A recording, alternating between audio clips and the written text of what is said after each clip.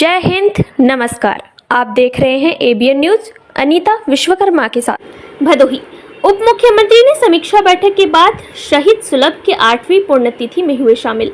जिला अस्पताल समेत सीएचसी पीएचसी गेट पर तैनात होंगे संविदा कर्मी। ब्रजेश, जी हां, उप मुख्यमंत्री उत्तर प्रदेश ब्रजेश पाठक का आगमन जनपद में बृहस्पतिवार दोपहर में हुआ।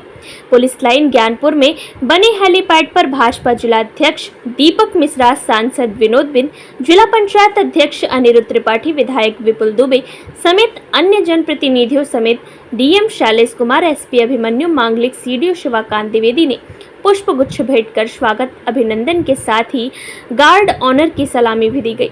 पहले देखिए एक रिपोर्ट।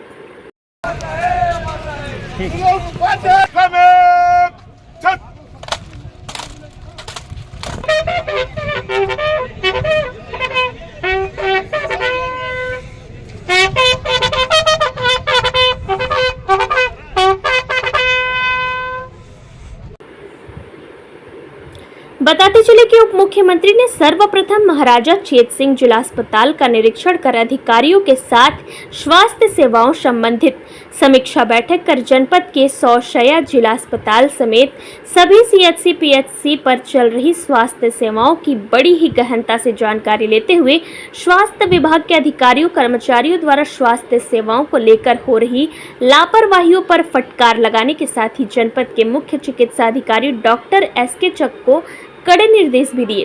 पहले देखिए एक रिपोर्ट।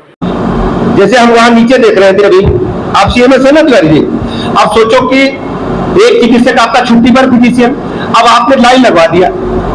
अब जो मरीज आधा घंटा लाइन में खड़ा रहेगा, मेरा ही भाई बहन है वो, तो उसकी हालत ऐसे खराब हो जाएगी। वो तो बीमारी की दवाई लेने आया है और हमको एक चिकित्सक और लगा देना है। अगर कोई चिकित्सक उपलब्ध नहीं है फिजिशियन, तो आप बैठो, आप सीएमओ साहब बैठो, एडिशनल को बिठाओ। डीएम साहब आप थोड़ा ऐसा रोटेशन बना दो। लाइन नहीं लगनी चाहिए। मरीज को ज्यादा से ज्यादा 15 मिनट में हम डॉक्टर के पास पहुंचा दे, अस्पताल में प्रवेश के बाद, और उसको दवाई मिल जाए। दवाई कोई भी बाजार से गोली नहीं लिखना है, जो लिखेगा वो अपराधी है, जान लीजिए आप, और हमें सूचना है लिखी जा रही है। बताते चले कि उसके बाद उप मुख्यमंत्री ब्रजेश पाठक, राज्य मंत्री दयाशंकर मिश्र दयालु के साथ बैदाखाश में वीर अमर शहीद सुलभ उपाध्याय की 8वीं पुण्यतिथि पर शहीद सुलभ उपाध्याय पार्क पहुंचकर उनकी प्रतिमा पर माल्यार्पण व श्रद्धांजलि देते हुए नवनिर्मित हाल का लोकार्पण भी किया। और भदोही के लाल अमर शहीद सुलभ उपाध्याय को श्रद्धांजलि के कार्यक्रम में शामिल जनप्रतिनिधियों ने क्या कुछ कहा, पहले देखिए एक रिपोर्ट। भगत सिंह जी ने कहा था कि दिल से निकलेगी ना मरकर भी वतन की उल्फत, मेरी मिट्टी से भी खुशबुएं वतन आएगी। ऐसे शहीदों के उस मिट्टी को भी नमन करता हूं जिस गांव की माटी ने जन्म दिया। ऐसे लाल को, उस मां के चरणों में भी नमन करता हूं जिन्होंने ऐसे अमर शहीद को जन्म दिया। इस जिले को भी नमन करता हूं, भदोही जैसी धरती को, जिन्होंने इस लाल को जन्म दिया।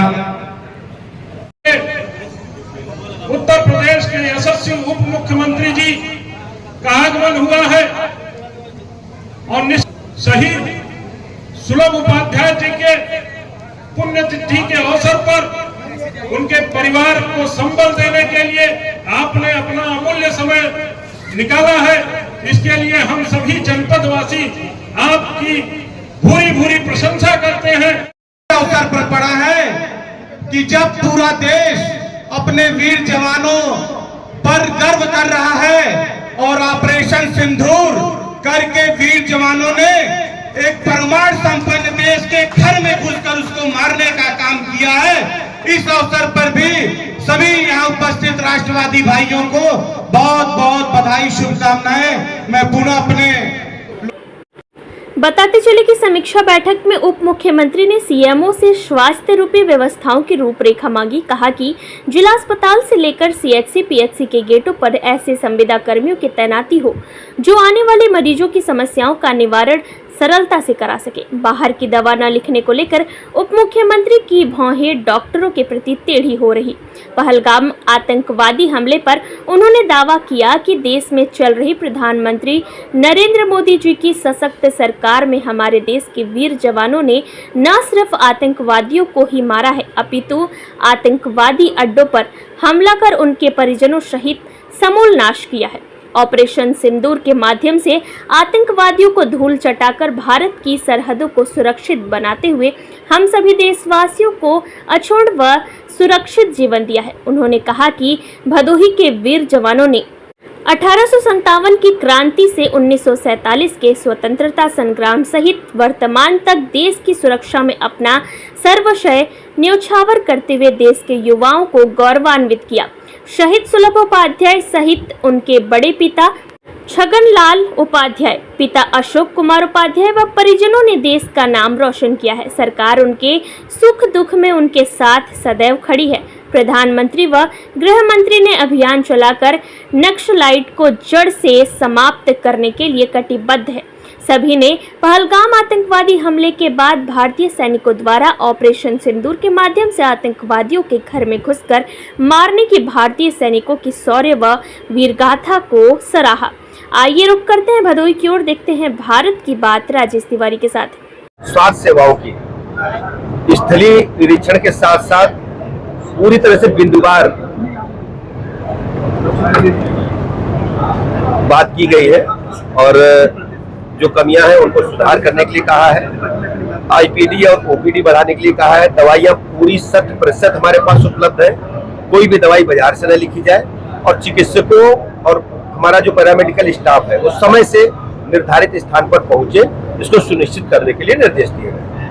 सर और क्या कार्यक्रम है आज शौर्य तिरंगा यात्रा को लेके या सुलभ अमर शहीद सुलभ उपाध्याय को?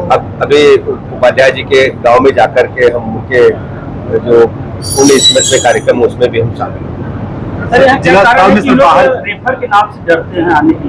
नहीं, अब बिल्कुल नहीं होगा, उसमें सुधार होगा और हमने सभी प्रशासनिक अफसरों के साथ, मुख्य चिकित्सा अधिकारी महोदय के पूरा स्टाफ के साथ, जिलाधिकारी महोदय के साथ बैठ करके बात किया है और इसमें परिणाम आपको